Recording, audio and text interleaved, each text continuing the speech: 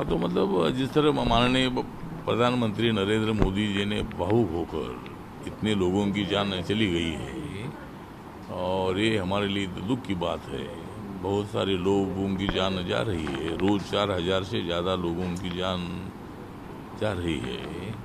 लेकिन पॉजिटिविटी जो रेट है, ये रेट अभी कम होता जा रहा है। जिस तरह 4 लाख, 4.25 लाख, 4.5 लाख तक मतलब हम पहुँचे थे, और दुनिया भर में किसी भी देश में इतनी केसेस एक दिन में नहीं आई थी, लेकिन पहली बार इंडिया में 4 लाख के ऊपर वाला आंकड़ा मतलब इतनी केसेस आ गई है।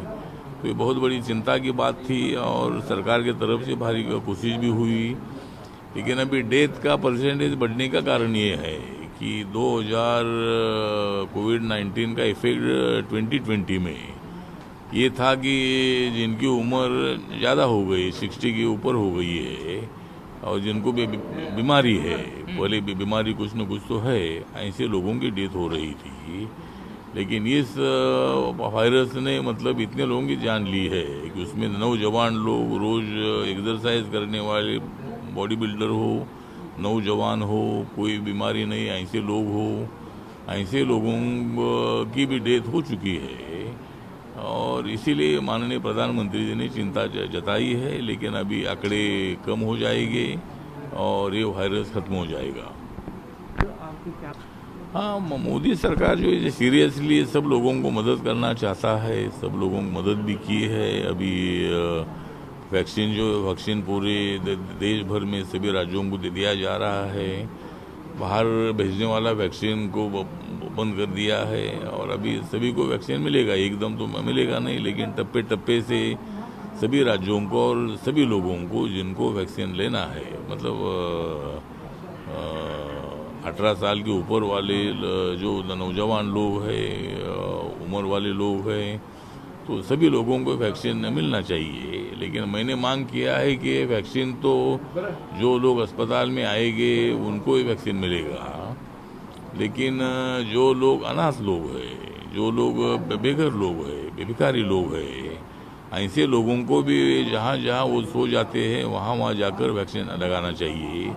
इसके लिए भी मैंने मुंबई में मतलब जो टास्क फोर्स है उनसे मैंने बात की है और उसका भी विचार होना चाहिए पूरे देश भर में। जहाँ जहाँ बेघर लोग हैं, जिनको मकान ही नहीं है, जो लोग रेलवे स्टेशन पर सो जाते हैं, किधर भी सो जाते हैं, तो ऐसे लोगों को भी वैक्सीन देने का प्लान बनाना चाहिए। तो मैं माननीय हर्षवर्धन जी को भी मैं एक पत्र लिख रहा हूँ और ऐसे लोगों को भी वैक्सीन मिलना चाहिए। सर, ये थर्ड वेव आने वाला है, कितना ये करेगा?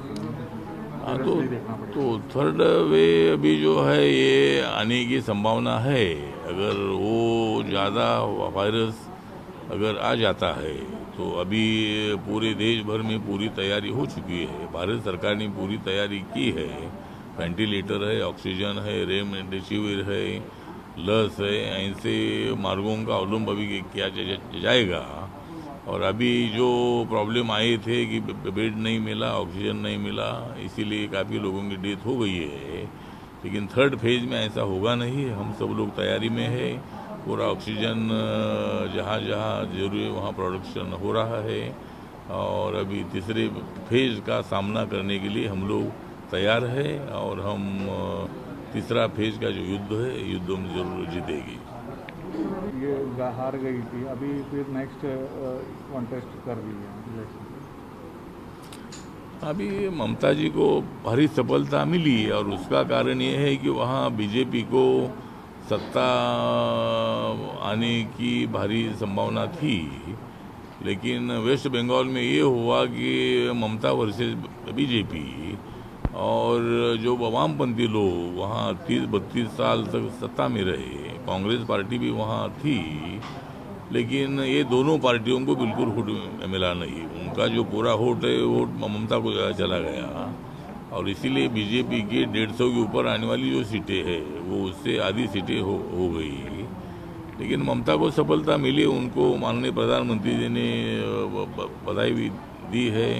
लेकिन नंदीग्राम में मतलब ममता बनर्जी हार चुकी थी और अभी दूसरी जगह से उनको चुनाव लड़ना जरूरी है, क्योंकि उन्होंने मुख्यमंत्री पद की शपथ ली है। तो 6 महीने के अंदर उनको एमएलए बनना होगा। तो इसीलिए अभी दूसरे जगह पर वो चुनाव लड़ रहे, उनको हमारी बधाई है।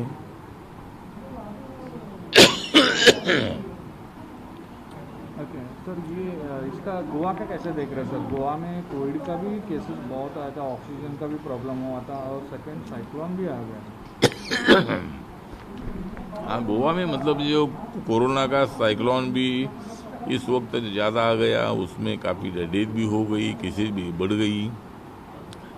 लेकिन मुख्यमंत्री जी ने उसको अच्छी तरह मतलब हैंडल करने का काम किया है। अभी अभी मतलब पूरा ऑक्सीजन की निर्मित करने की भी कोशिश हो रही है। तो अभी कोई प्रॉब्लम आएगा नहीं। अगर थर्ड फेज में अगर गोवा में ऐसा कुछ होता है तो सबको वैक्सीन मिलेगा, लस मिलेगी, रेमडेसिविर मिलेगा। इसी तरह की तैयारी अभी भारत सरकार ने भी की है। तो इसीलिए, लेकिन गोवा में इस वक्त काफ़ी डेथ हो गई। मतलब 2020 में गोवा में बहुत कम केसेस थी, लेकिन अभी बाहर के जो टूरिस्ट है वो आने से गोवा में ज़्यादा संसर्ग बढ़ा और यहाँ काफ़ी लोगों की डेथ हो गई है। ये बात सही है। लास्ट क्वेश्चन सर, अभी विधानसभा का इलेक्शन आ रहा है सर, उसके लिए रिपब्लिकन पार्टी कितना सीट से लड़ेगा?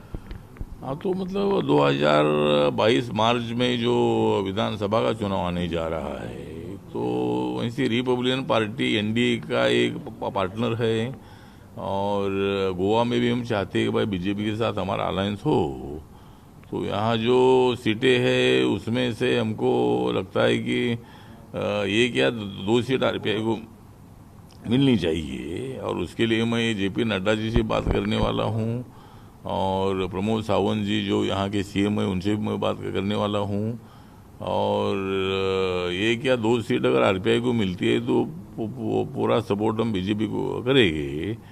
अगर कोई सीट आरपीआई को मिलती नहीं है तो फिर 5 सीटों पर हम चुनाव लड़ेंगे और बाकी के जगह पर बीजेपी का समर्थन करेंगे, क्योंकि हमारी पार्टी रजिस्टर पार्टी है तो कुछ सीटों पर चुनाव लड़ना जरूरी होता है। इसीलिए कुछ सीटों पर ही चुनाव लड़ेंगे, बाकी के सीटों में बीजेपी का समर्थन करेंगे।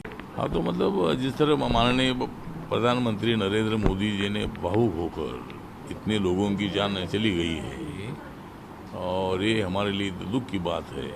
बहुत सारे लोगों की जान जा रही है, रोज़ 4000 से ज़्यादा लोगों की जान जा रही है।